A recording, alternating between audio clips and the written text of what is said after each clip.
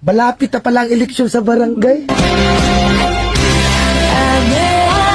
Marami na naman tayo makakasalubong na tao na bigla ka na lang ngingitian kapag nakita ka sa daanan.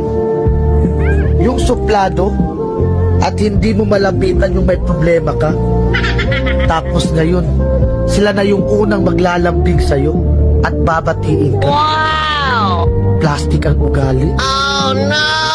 Tatakbo ka ulit ng pagkakapitan at konsehal ng barangay nyo. Wow! Tapos wala naman kayong magandang nagawang proyekto sa barangay nyo. Mahiya naman kayo. Tapos magtatanong kayo kung ilang buntante sa isang bahay. Pero nung panahon ng pandemic at ayuda, isang ayuda lang sa isang bahay. Tapos kung mamalasi ka pa, wala ka pang makukuha na ayuda kapag kalaban mo pa ang tagalista.